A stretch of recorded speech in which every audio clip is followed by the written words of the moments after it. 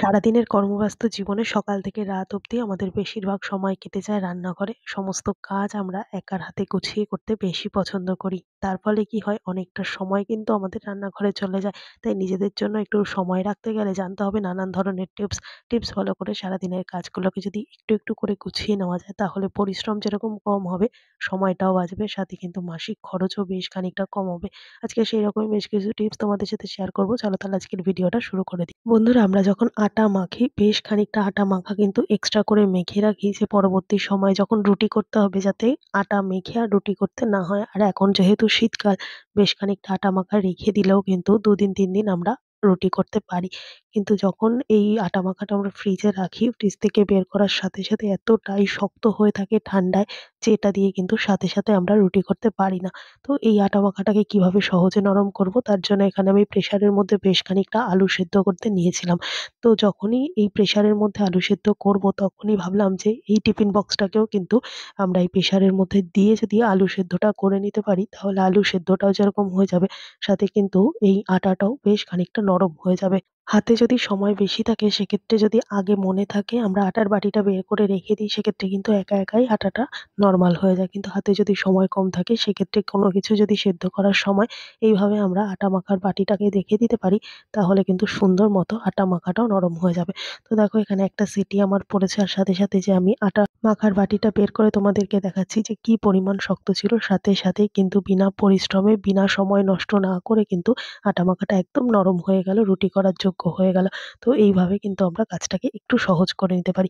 দেখে নেওয়া যাক পরের টিপস। তো বন্ধুরা, আমরা যখন রুটি করি তখন অনেক সময় হয় যে রুটি আটা মাখাটা একটু নরম হয়ে গেছে, কিংবা হয়তোবা এই বেলন চাকিটা একটু ধুয়ে নিয়েছিলাম।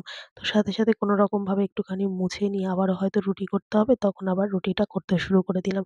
কিন্তু এই কাঠের বেলন চাকিটা যদি ভেতর থেকে না শুকায়, তাহলে কিন্তু রুটিটা ঠিকঠাক মতো হয় না। কিংবা আটা মাখাটাও যদি কখনো আমরা ফ্রিজে রেখে নরম হয়ে যায়, বা মাখাটাই নরম হয়ে গেল, তখন কিন্তু এরকমভাবে আমরা রুটি যখনই বেলতে যাবো, দেখা যাবে এই রুটিটা কিন্তু বেলন চাকির সাথে লেগে যায়। প্রথম অসুবিধা না হলেও যত আমরা রুটিটাকে বড় করব, তত কিন্তু এই বেলন চাকির মধ্যে রুটিটা বসে যাবে, উঠাতে গেলে ছিঁড়ে যাবে। আর পাতলা করে কিন্তু একেবারেই বেলা সম্ভব না। পাতলা করে বেলতে গেলে দেখা যায় যে উঠছে না, তখন আমরা এত জোরেই টান দিলাম যে রুটিটা কিন্তু ছিঁড়ে গেল। এর ফলে কাজ কিন্তু আমাদের অনেকটা বাড়ে, কমে কিন্তু না। দেখতে পাচ্ছ, এই বেলন চাকির মধ্যে কিন্তু বেশ খানিকটা আটা এরকমভাবে লেগে রয়েছে। তো যেহেতু এটা ভেজা ছিল বা রুটি মাখাটা একটু নরম হয়ে গেছিল, সেক্ষেত্রে কিন্তু এই সমস্যাগুলো হয়।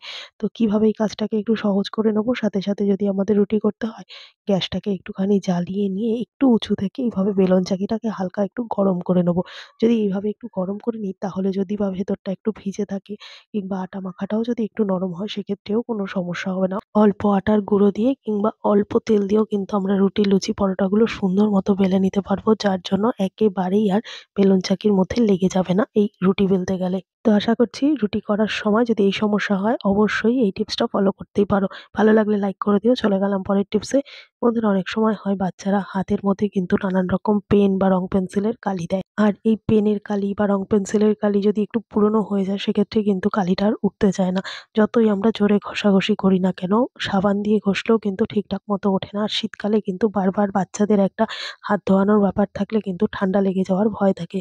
তো বিনা জলে কিভাবে আমরা এই রং পেন্সিল বা কালার পেন্সিলের বা এমনি পেনের দাগ হাত থেকে তুলে ফেলতে পারবো, তারই একটা ছোট্ট টিপস তোমাদের সাথে শেয়ার করব। তো তার জন্য এখানে নিয়ে নিয়েছি একটুখানি টুথপেস্ট, যেকোনো ধরনের হোয়াইট কালার টুথপেস্ট নিলেই চলবে। আর নিয়ে নেবো খুব সামান্য পরিমাণে একটুখানি জল আর টুথপেস্টটাকে ভালো মতো এইভাবে হাতের সাহায্যে হালকা করে একটু রাব করে নিলেই কিন্তু সমস্ত পেন বা পেন্সিলের কালি, রং পেন্সিলের দাগ সমস্তটা কিন্তু উঠে যাবে, যার জন্য কোনো রকম সাবান বা হ্যান্ড ওয়াশের দরকার পড়বে না। তো দেখতে পাচ্ছ, একটুখানি কলগেট দিয়েই কিন্তু সম্পূর্ণ দাগটা আমরা তুলে নিতে পারলাম। এরপর হাতটা পরিষ্কার করে তোমাদেরকে দেখাচ্ছি যে আগে কি পরিমাণ একটা রং পেন্সিলের দাগ ছিল, সম্পূর্ণটা কিন্তু উঠে গেছে। তো এই প্রসেসটাও তোমরা করতে পারো। টিপসটা ভালো লাগলে একটা লাইক করে দিও। চলে গেলাম পরের টিপস। বন্ধুরা, আমরা যখন রুটি করি, তখন তার আগে যখন আটাটা মাখি, অনেক সময় বুঝতে পারি না, বেশ অনেকটা পরিমাণ কিন্তু জল দিয়ে আমরা মেখে ফেলি। তার ফলে এতটাই আটা মাখাটা নরম হয় যে ঠিকঠাক মতো কিন্তু আমরা বেলতেও পারি না।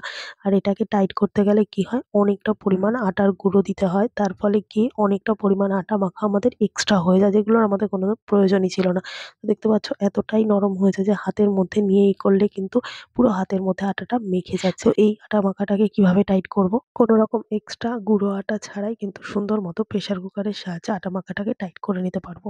যখন প্রেশার কুকারে আমরা কোনো কিছু রান্না করি, তো তখন যখন প্রেশারটা অনেকটা সময় গরম থাকে, সেই গরম প্রেশারের ওপর এরকমভাবে লেচি করে, করে ছোট, ছোট লেচি করে প্রেশারের ওপর এইভাবে বেশ কিছুটা সময়ের জন্য আটকে দেবো। এর ফলে কি হবে, আটার মধ্যে যে এক্সট্রা একটা জলীয় ভাব ছিল সেটা কিন্তু সম্পূর্ণ এই গরম থাকার কারণে ড্রাই হয়ে যাবে। আর কোনো রকম এক্সট্রা আটার গুঁড়ো মেশানো ছাড়াই কিন্তু সুন্দর মতো এই আটা মাখাটা আমরা নরমাল ফর্মে ফিরিয়ে আনতে পারবো।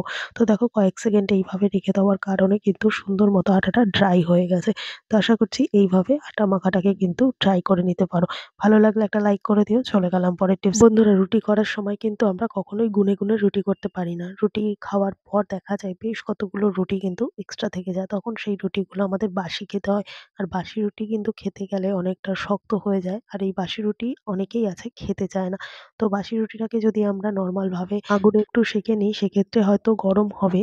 কিন্তু তার ফলে কি হবে, আরো বেশি পুড়ে, পুড়ে যাবে। আর যাদের মাইক্রো ওভেন আছে তারা কিন্তু মাইক্রো ওভেনেই গরম করে নেয়। কিন্তু যাদের মাইক্রো ওভেন নেই তারা কিভাবে রুটিটাকে গরম করে নেবে? তার জন্য এখানে একটা ছোট স্টিলের বাটি নিয়ে নিয়েছি। তোমরা চাইলে এয়ারটাইট একটা টিফিন বক্সও নিতে পারো। এরপর রুটিটাকে ছোট করে ভাঁজ করে দিয়ে কি করব, প্রেসারে যখন কোনো কিছু রান্না করব তখন সেই রান্নার সাথে এরকমভাবে বাটিটাকে বসিয়ে দেবো। তারপর একটা সিটি দিয়ে নেব। একটা সিটি হয়ে গেলে সাথে, সাথে প্রেসারের ঢাকনাটাকে খুলে রুটিটা যদি আমরা খেয়ে নিতে পারি, তাহলে কিন্তু বিনা গ্যাস খরচা ছাড়া বা আগুনে গরম করা ছাড়া কিন্তু সুন্দর মতো রুটিটা নরম হয়ে যাবে। তো দেখতে পাচ্ছ কি পরিমাণ রুটিটা শক্ত ছিল আর কতটা পরিমাণ কিন্তু প্রেসারে দিয়ে গরম করাতে নরম হয়ে গেছে। তো এইভাবে যদি একটা কাজের সাথে আমরা দুটো কাজ করে নিই তাহলে অনেকটা সময় আর শ্রম বাঁচবে। তো টিপসটা ভালো লাগলে শেয়ার করে দিও। তো চলে গেলাম পরের টিপসে। বন্ধুরা, আমরা প্রত্যেকদিন ভাত রান্নার জন্য যে চালটা ব্যবহার করি সেই চালটা কতটা খাঁটি, কতটা আসল এটা কিন্তু আমরা কেউই যাচাই করি না। সেটা যত ভালো দামি চালই হোক না কেন কিংবা অল্প দামি চালই হোক না কেন। দীর্ঘদিন এই খারাপ যদি চালগুলো আমরা খেতে থাকি তাহলে আমাদের শরীরে কিরকম অবনতি ঘটবে সেটা কিন্তু আমরা নিজেরাই বুঝতে পারি। তো এই চালগুলো যখনই আমরা কিনে আনবো তখনই আমরা ঘরে যদি সামান্য একটা পরীক্ষা করে নিতে পারি, তো সেইভাবে কিন্তু আমরা বুঝে নিতে পারবো এই চালটা প্লাস্টিকের চাল কিনা। তার জন্য প্রত্যেকটা চাল আলাদা, আলাদা করে পরীক্ষা করার কোনো দরকার নেই। খুব সামান্য পরিমাণ একটুখানি চাল দিয়ে পরীক্ষাটা হয়ে যাবে। এখানে আমি একটা পাত্রের মধ্যে নিয়ে নিয়েছি বেশ খানিকটা জল। জলের মধ্যে খুব সামান্য পরিমাণ একটুখানি চাল এভাবে ভিজিয়ে দেবো। যদি দেখা যায় চালটা জলের ওপরের দিকে ভেসে আসছে, সেক্ষেত্রে বুঝতে হবে যে চালটা প্লাস্টিকের। কেননা প্লাস্টিকের কোনো জিনিসই কিন্তু জলের মধ্যে ডোবে না। আর যদি দেখা যায় নিচের দিকে থিতিয়ে পড়েছে, তাহলে বুঝতে হবে যে এই চালটা ভালো। চালটা কোনো রকম প্লাস্টিকের না, ভারী চাল, তাই কিন্তু নিচের দিকে পড়ে গেছে। তো এই একটা সহজ পরীক্ষার সাহায্যে কিন্তু আমরা বুঝে নিতে পারি যে চালটা প্লাস্টিকের কিনা। আরো একটা পদ্ধতি রয়েছে, গ্যাস বার্নার জ্বালিয়ে যদি কয়েকটা দানা চাল এইভাবে গ্যাসের মধ্যে আমরা দিয়ে দিই, তারপর কয়েক সেকেন্ড যদি চালটাকে পুড়িয়ে নিই, তাহলে দেখা যাবে চালটা থেকে কিন্তু একটা গন্ধ বেরোচ্ছে। তো সেই গন্ধটা কিন্তু বুঝতে হবে যে প্লাস্টিক পোড়ার মতো কিনা। যদি কিনা প্লাস্টিক পোড়ার মতো গন্ধ হয়, সেক্ষেত্রে বুঝতে হবে যে চালটা সম্পূর্ণ প্লাস্টিকের। আর যদি প্লাস্টিকের না হয়, সেক্ষেত্রে কিন্তু চালটা এইভাবে পুড়ে যাওয়ার পর হাতে নিয়ে একটুখানি এইভাবে ঘষে নিলেই দেখা যাবে চালটা সম্পূর্ণ ছাই হয়ে যাচ্ছে। প্লাস্টিকের জিনিস গলে যায়, কখনোই কিন্তু ছাই হয় না। তো দেখতে পাচ্ছ এটা কিন্তু সম্পূর্ণ ছাই হয়ে গেল। তার মানে কিন্তু চালটা ভালো। তো এইভাবে যদি আমরা ঘরেই ছোট, ছোট বিষয়গুলোকে মেনে চলতে পারি তাহলে কিন্তু আমাদের জন্য অনেকটাই ভালো হবে। আশা করছি এই ছোট্ট টিপসটাও অনেকটাই কাজে দেবে। চলে গেলাম পরের টিপ। বন্ধুরা, রুটি কিন্তু আমরা প্রত্যেকেই তাওয়া বা কড়াইয়ের মধ্যে করে থাকি। কিন্তু কখনো কি প্রেসার কুকারের মধ্যে রুটি করেছি? করবোই বা কেন? অনেক সময় হয় যাদের হোস্টেল জীবন কিংবা ভাড়া বাড়িতে থাকে, অনেক বাসনপত্র নেই। তাদের কাছে কিন্তু গ্যাস কম খরচার জন্য অন্য কোনো পাত্র থাকুক বা না থাকুক প্রেসার কুকারটা থাকে। তো প্রেসার কুকারের মধ্যেই কিন্তু আমরা আজকে রুটিটা করব কোনো রকম তাওয়া বা কোনো কিছুর সাহায্য ছাড়াই। প্রথমে প্রেসার কুকারটাকে এরকমভাবে গ্যাসের ওপর উল্টো করে বসিয়ে দিয়ে বেশ কিছুটা সময় প্রথমে গরম করে নেব। প্রেসারটা ভালো মতো গরম হয়ে গেলে এরপর কি করব, এই রুটিটাকে আমি দিয়ে দেবো। বেশ কিছুটা সময় এইভাবে দিয়ে দেওয়ার পর রুটিটাকে দুদিক সেঁকে নেবো, ঠিক যেরকমভাবে আমরা তাওয়ার মধ্যে রুটি করি। দেখতে পাচ্ছ একটা দিক কিন্তু ভালো মতো গরম হয়ে এসছে আর সাদা, সাদা হতে শুরু করেছে। দুটো দিক ভালো মতো সেঁকা হয়ে গেলে এইভাবে রুটিটাকে আগুনের মধ্যে দিয়ে যদি আমরা সেঁকে নিই, সেক্ষেত্রে কিন্তু সুন্দর মতো রুটিটা ফুলেও যাবে আর সাথে কিন্তু এইভাবে রুটি করলে রুটিটা নরমও থাকবে। তাহলে দেখতেই পেলে কড়াই, তাওয়া, চাটু ছাড়াই কিন্তু সুন্দর মতো প্রেসার কুকারের সাহায্যে আমরা রুটি করে নিতে পারলাম। তো আশা করছি এই ছোট্ট টিপসটা অনেকটাই কাজে দেবে। ভালো লাগলে লাইক করতে ভুলো না। চলে গেলাম পরের টিপসে। বন্ধুরা, আমরা রুটি করার পর রুটিগুলো বেশি সময় পর্যন্ত নরম রাখার জন্য কিন্তু আমরা হটপট বা ক্যাসারোল ব্যবহার করি। কিন্তু হটপটের মধ্যে যখনই রুটিগুলো রাখবো তখন দেখা যায় সাইডটা এরকমভাবে ঘেমে গিয়ে নিচের রুটিটা কিন্তু একেবারে ভিজে যায়। তো এইভাবে যদি ঘেমে যায় আর নিচের রুটিটা যদি ভিজে যায় সেক্ষেত্রে কিন্তু প্রত্যেকদিন নিচের রুটিটা এভাবে ভিজে গেলে কিন্তু কেউ খেতে চায় না। তো তার জন্য এখানে আমি কিন্তু একটা প্লেট রেখেছি। প্লেটের ওপর সম্পূর্ণ রুটিগুলো রাখছি যাতে প্লেটের নিচে জলগুলো গিয়ে জমে। তারপরেও কিন্তু নিচের রুটিটা বেশ অনেকটা ভিজে গেছে। তো কিভাবে আমরা রুটিগুলো রাখলে আর ভিজবে না, তার ফলে কিন্তু কোনো রকম রুটি নষ্ট হবে না। প্রত্যেকটা রুটি কিন্তু ভালো থাকবে। কোনো রকম না ভিজে যাওয়ার জন্য কিন্তু প্রত্যেকেই প্রত্যেকটা রুটি খেতে পারবে। তো এখানে আমি নিয়ে নিয়েছি এরকম একটা ঝাঁঝরি গামলা। তোমরা চাইলে যদি প্লাস্টিকের ঝুড়ি থাকে সেটাও ব্যবহার করতে পারো। তো রুটি করার পর তাওয়া থেকে নামানোর পরই কি করতে হবে, রুটিগুলোকে এরকমভাবে এই ঝাঁঝরির মধ্যে দিয়ে দিতে হবে। তাতে কি হবে, এর যে ছিদ্র রয়েছে, এই ছিদ্র দিয়ে কিন্তু হাওয়াটা পাস হয়ে যাবে। গরম যে ভাবটা রয়েছে, তার ফলে রুটিগুলো কিন্তু আর ঘামবে না।